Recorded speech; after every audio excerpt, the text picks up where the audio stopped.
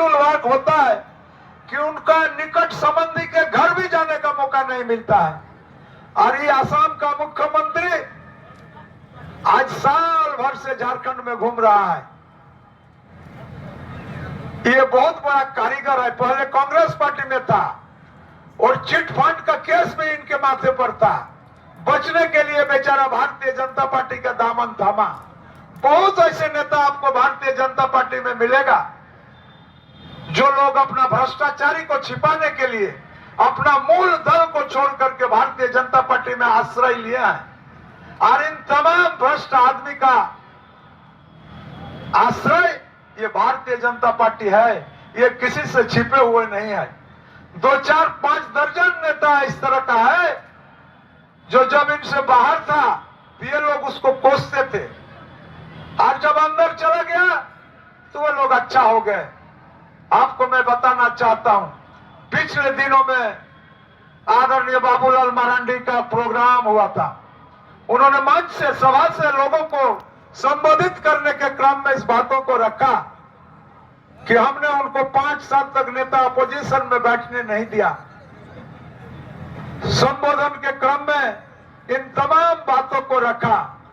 तो मैं कहना चाहता हूं उनको, जब मैं क्या करूं, जो संविधान और कानून का किताब है, उस किताब में जो कानून स्थापित है, उस स्थापित कानून के तहत चलना पड़ता है। यही देश का नियम है।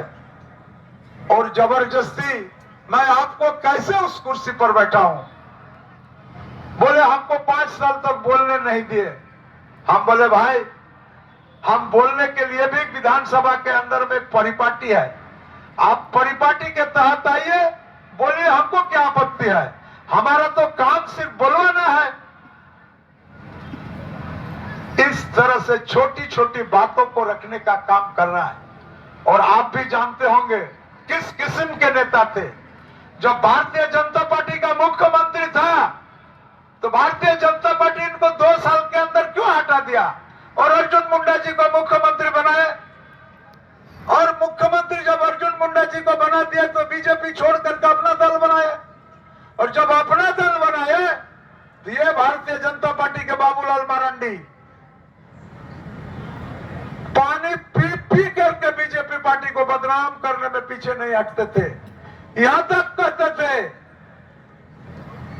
कि हम कुतुब मीनार से कूद जाएंगे, फिर भी भारतीय जनता पार्टी के पास नहीं जाएंगे साथी। यही है बाबूलाल मरांडी। और हमारे साथियों ने ठीक ही बात कह रहा था कि इस पार्टी ने, भारतीय जनता पार्टी के कुनबों में इतना लोगों को इकट्ठा कर लिया है, इतना लोगों को इकट्ठा कर लिया है कि हमारा गांव देहात में वो कहावत है कि अति भक्ताय गाजन नष्ट। इतना लोगों को घुसा लिया है कि इनका पार्टी का बर्बादी होना तय है साथी। मैं आपको बताना चाहता हूं, आज का लड़ाई ये मामूली लड़ाई नहीं है। एक तरफ एनडीए गठबंधन और एक तरफ आईएनडीए गठबंधन, एक तरफ पूंजीपतियों का रहनुमाई करने वाला दल और एक तरफ गरीबों के रहनुमाई करने वाला दल। इन 2 दलों के बीच लड़ाई है। आपको चुनना है कि आप या गरीबों के साथ रहेंगे या पूंजीपतियों के साथ रहेंगे। आपने देखा होगा 5 साल के कार्यकाल में हमारे मुख्यमंत्री इस राज्य के अंदर में जो जो काम किए, हर एक काम को आप अगर तुलनामूलक अध्ययन करेंगे तो आपको पता चल जाएगा सही मायने में हमारे आदरणीय मुख्यमंत्री हेमंत सोरेन जी गरीबों का रहनुमाई करने वाला व्यक्ति हैं, गरीबों का मसीहा है। और उनका जो योजना, सरकार का कल्याणकारी योजना जो धरातल पर उतरा, यहाँ के आदिवासी और मूलवासी के लिए अत्यंत ही सूझबूझ और अत्यंत लाभदायक योजना, उस योजना से यहाँ के लोगों का भला होगा, उस तरह का योजना को इन्होंने धरातल पर उतारने का काम किया साथी।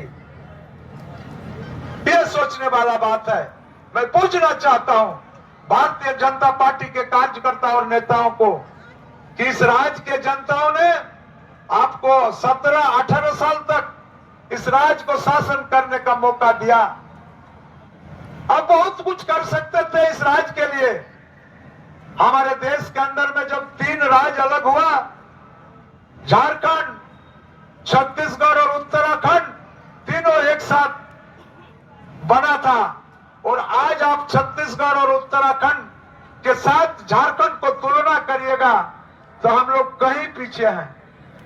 हम लोग उन लोगों से भी पीछे हैं। और आपने 18 साल तक शासन किया, इस राज्य को श्रेष्ठ राज्य के पायदान पर ले जाने का जवाबदेही और जिम्मा यहाँ के जनता आपको दिया, लेकिन आपने ये काम नहीं किया। आप क्या कर रहे थे? तो दुनिया का पूंजीपति को बुला करके झारखंड के खान और खनिज को दिखाने का काम कर रहे थे।